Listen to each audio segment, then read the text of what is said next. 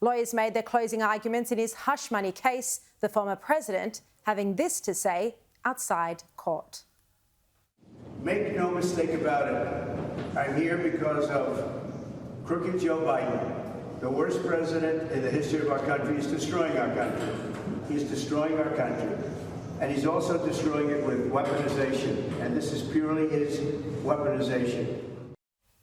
All right, let's bring in now the Australian's Washington correspondent, Adam Creighton. Adam, thank you very much for joining us.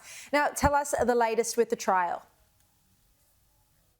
Good evening, Sharri. Well, we could have a result within 12 hours. It's that close, actually. So as you said, closing arguments finished up yesterday. The defence went for about 3 hours and the prosecution went for about 5 hours. Jurors actually stayed until 8 p.m. last night, which is very unusual.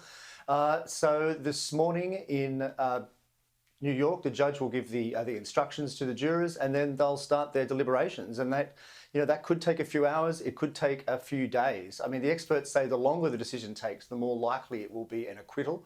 But the experts are basically pretty divided, 50-50. I mean, there are many areas where jurors should have reasonable doubt, but of course, this is New York. This is a district that voted 85% for Democrats in 2020. So we have to wait and see.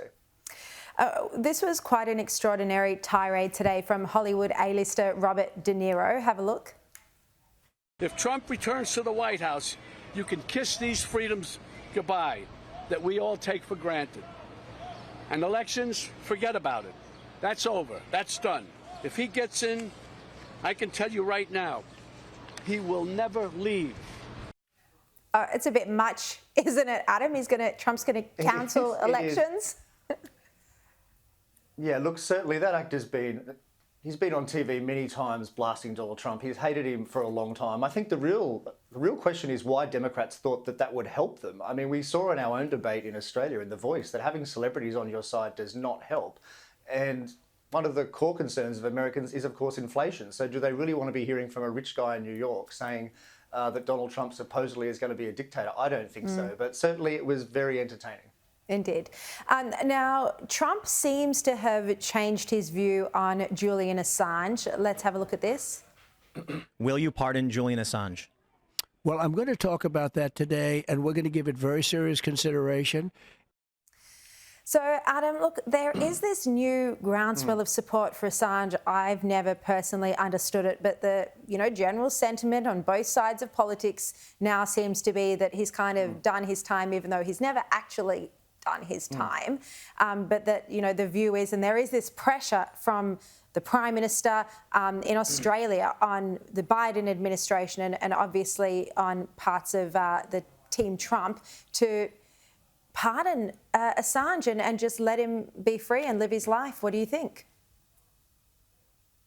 Well, I think the likely thing now is the US is just going to wait to see how this appeal goes in the UK. And perhaps if he's victorious in the appeal, if Assange is victorious, the US might just drop it. Because as you suggest, on both sides of politics, there is this growing support for him. There is this belief that he has served enough time, in effect. Look, I think in Trump's case, it's really going to depend,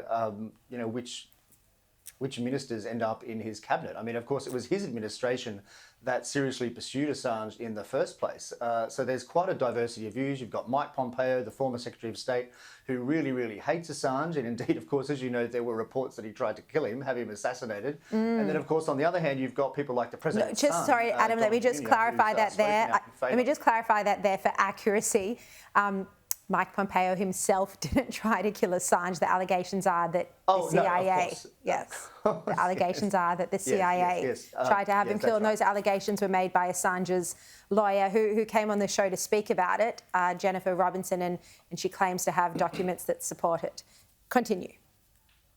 Yes, that's right. No, so look, I mean, I think it's a really uncertain what happens. I mean, Joe Biden, of course, recently made a fleeting remark that he was considering Australia's request to drop the charges. So look, let's just wait and see. But certainly politics are involved. The more popular, the more sympathy there is for him, the more likely I think ultimately the US will drop the charges.